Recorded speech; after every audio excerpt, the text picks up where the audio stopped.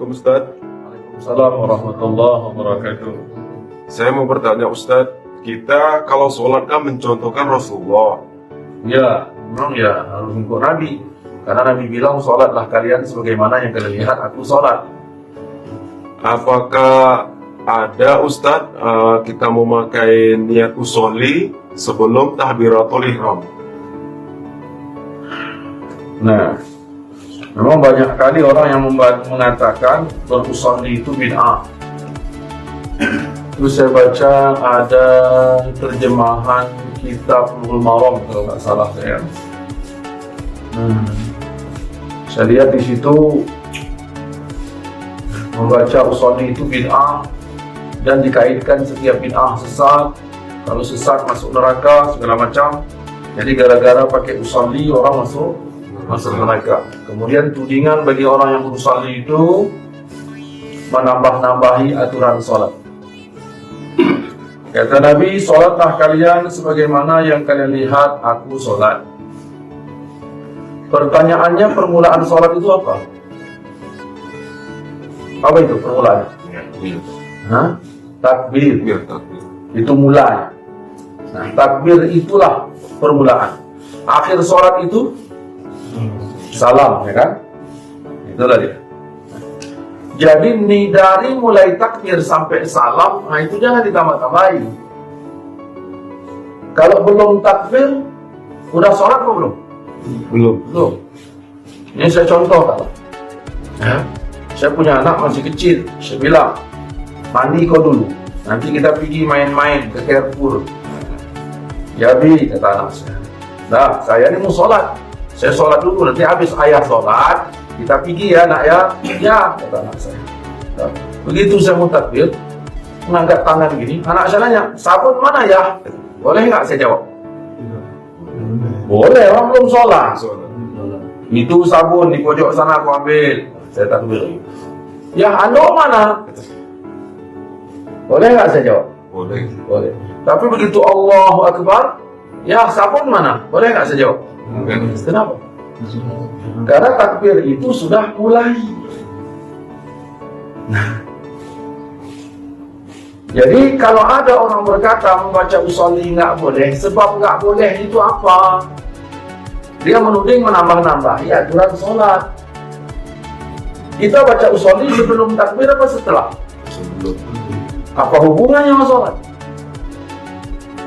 Hubungannya sama sholat apa? Sering orang berkata pakai usolli menambah-nambahi sholat. Sebelum takbir belum sholat. Buang hajat aja boleh belum sholat. Yang nggak boleh setelah takbir. Jadi nggak ada hubungannya sholat sama usolli.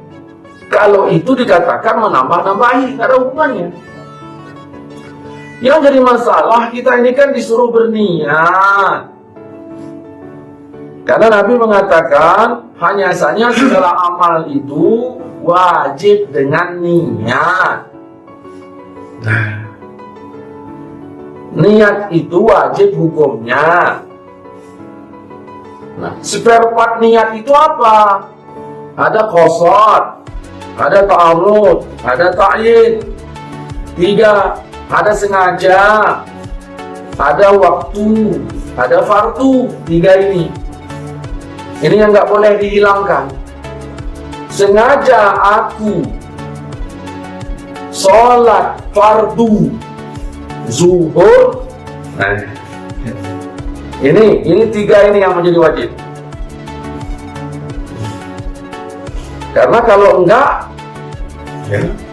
nggak lengkap ya spare partnya. Sengaja aku sholat zuhur, fardunya nggak ada, nggak boleh, harus 3-3 ini. Dan aturan 3-3-nya ini ada di dalam usolli. Makanya ketika orang menolak usolli itu biasanya bermasalah dalam hal niat. Kita tidak bicara kapan peletakan niat itu. Sesuai dengan pertanyaan tadi, boleh nggak usolli? Oleh karena sholat ini wajib dengan niat, Rasulullah nyuruh kita sholat ini berniat. Dan kapan meletak niat itu? Di dalam takbir, bukan sebelum. Kalau sebelum disebut rencana. Dalilnya mana? Innamal a'malu binniyat. Hanya saja segala amal wajib dengan niat. Sholat amal nggak? Amal. Berarti hanya saja segala sholat wajib dengan niat. Permulaan sholat kapan? Takbir. Berarti hanya saja segala takbir wajib dengan niat. Dari situlah ulama mengatakan an-niyatu qasdu syai' muqtarinan bi fi'li. Niat itu mengqasadkan sesuatu lagi menyertai dengan perbuatan. Maka di dalam takbir. Ustaz, kalau gitu aku nggak bisa itu belajar. Bukan nggak bisa menjadi ukuran terus bukan gitu. Nah, ini masalahnya. Nah, niat itu ya kita mengikut Rasul. Rasulullah itu pakai usolli nggak? Kita jawab aja lah enggak. Jadi kalau Rasul nggak pakai, kenapa pula kita pakai? Kan orang bilang gitu. Makanya otakmu puasa. Kita ikut Rasul. Yang kita ikut apanya? Rasulullah dikala sholat nyambung hatinya kepada Tuhan, kepada Allah Subhanahu wa taala nyambung. Kita jangankan jangan apa itu? Kalau Rasulullah nyambung hatinya dalam sholat. Kita jangankan di luar sholat, di dalam sholat aja nggak nyambung. Bagaimana Rasulullah? Rasulullah kita tengoklah hadis Aisyah. Ya Rasulullah, apakah engkau itu witir sebelum tidur? Apa jawab Nabi? Wahai Aisyah, mataku yang terpejam, hatiku nggak pernah tidur. Tidurnya Nabi, hatinya nyambung. Apalagi dalam sholatnya. Kalau kita dalam sholat aja kagak nyambung, apalagi di luar sholat. Jadi ketika kita mengikut Rasul, yang kita ikut apa? Nyambungnya. Susah nggak? Susah. Kalau susah bagaimana? Allah mengatakan wabtaghu ilaihi wasilah, cari jalannya. Yang dimaksud dengan kata cari itu apa? Usaha untuk mendapatkan sesuatu. Apa mesti dicontohkan? Nggak mesti. Karena pedoman kita itu Quran dan hadis bukan hanya contoh saja. Nah, saya bikin contoh ringannya begini. Ayah saya bilang, nak, ini makmu masak ini. Zaman dulu belum ada gas, belum ada kompor. Makmu masak ini. Kau carikan kayu api di belakang rumah. Karena di belakang rumah kami pohon rambung. Kau ambilkan kayu api, kau carikan kayu api di belakang rumah. Perintahnya apa? Nyari kayu api. Nah, berangkatlah saya ke belakang rumah. Ayah saya nanya, kemana nak? Yang ngambil kayu api. Tanya ayah, apa kau gigit nanti kayu itu? Ya enggak lah. Kau ambil parang. Karena parang itu untuk memudahkan mendapatkan kayu tersebut. Kau ambil parang. Allah mengatakan wabtaghu ilaihi wasilah, cari jalannya. Tujuannya usolli ini tujuannya untuk apa? Untuk memudahkan kita berniat. Untuk memudahkannya. Dan kalau orang menolak keberadaan usolli itu, sedangkan di usolli itu di situ sudah diatur usolli, fardal, maghribi, salasa rakaatin, makmuman atau imaman, ya, lillahi ta'ala. Jadi kalau ini ditiadakan, maka tiada usolli, tiada fardal, tidak ada maghrib, maka di situ nanti mereka lepas dari aturan.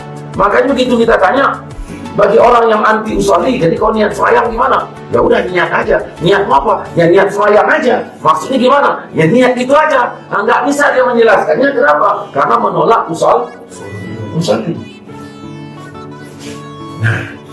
Tapi begini Ustaz, kita kan disuruh ikut Nabi. Betul? Kan Nabi nggak pakai. Saya bikin aja bahasa ringan begini.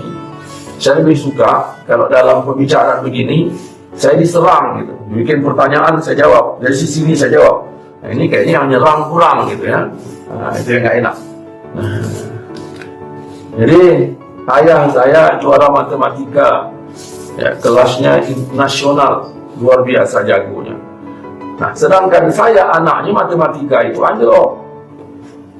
Ayah merasa malu, masa dia seorang yang jago matematika, anaknya bodoh ini, subhanallah.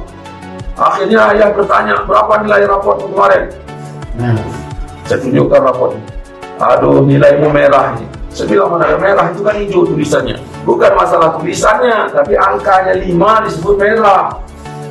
Kalau zaman dulu itu, kalau merah, pakai langsung merah, kalau sekarang kan enggak. Nah, jadi ini nilainya ini anjlok ini. Nah, ayah malu nih. Jadi caranya gimana ya? Kau harus ikut ayah. Pesan ayah, Pak. Harus ikut. Kau harus seperti ayah. Ada berapa pesan? 2. Ikut dan seperti ayah. Sekarang ayah tanya, 2 tambah 2 berapa? Saya keluarkan jari saya, 2. Ya. Kanan 2, kiri sama dengan 4. 4 tambah 4 berapa? Saya bilang 8. 8 tambah 8, saya keluarkan kaki saya, 16. 16 tambah 16, mau saya pinjam kaki ayah, nggak dikasihnya. Terakhir tak bisa saya jawab, nangislah saya. Begitu nangis, larilah saya tempat andung, tempat nenek saya. Nenek itu kan pengacara besar ya. Nah, kenapa kau nangis? Ayah marah. Kenapa dimarahinya? Nilai matematika saya anjlok. Terus ayah bilang, kau harus ikut ayah, harus seperti ayah. Saya bilang iya. Lalu ditesnya 2 tambah 2, saya jawab 4. 4 tambah 4, saya bilang 8. 8 tambah 8, saya keluarkan jadi kaki saya, 16. Begitu ditanya 16 tambah 16, saya nggak punya persiapan lagi untuk menjawabnya. Mau saya pinjam jadi kaki ayah, saya nggak dikasihnya. Apa kata lu? Kalau itu kau cari batu. Saya bilang, nggak mau lah saya dong, nanti durhaka. Bukan ayahmu yang kau batui. Tapi, pakai batu menghilanginya, supaya dapat jawaban yang sempurna. Begini dong, bukan aku nggak mau pakai batu. Pesan ayah 2, harus ikut ayah, harus seperti ayah. Sedangkan ayah nggak pakai batu. Nah, ini masalahnya. Apa pesan ayahmu selain 2 kata itu tadi? Ikut ayah dan seperti ayah. Ada nggak pesan lain? Oh ada dong. Apa? Kau cari jalannya. Oh, kalau ada kata dari ayahmu kau cari jalannya, ya udah, ambil batu, Andung ajari. Maka diajari Andung lah, ambil batu. Nah, berapa tadi pertanyaannya? 16 tambah 16. Ambil batu 16 dulu. Udah, tambah lagi batu 16 lagi, baru kau totalkan berapa. Nah, tapi ayah kan nggak pakai batu. Kalau ayahmu pakai batu, ayahmu goblok. Ayahmu itu kan juara matematika nasional, masa pakai batu lagi? Tapi aku disuruh ayah ikut ayah. Maksudnya ikut dalam benar jawabannya. Karena ayahmu udah pesan tadi kau cari jalannya. Inilah pakai batu. Begitu juga lah masalah usolli. Kita disuruh Allah ngikut Rasul. Rasul sholat, kita disuruh sholat. Rasul artinya nyambung, kita disuruh juga nyambung. Begitu sulit penyambungan tersebut, kata Allah cari jalannya. Maka usolli itu adalah jalan untuk memudahkannya. Makanya begitu ada orang mengatakan ini tak boleh, kita tanya, tak boleh itu dari mana? Penambahan sholat? Tidak. Karena dilakukan sebelum takbir. Nah, sebenarnya masih banyak stok jawaban. Cuman kita padakan di sini aja lagi. Ya, cukup lah ya. Sholat itu kan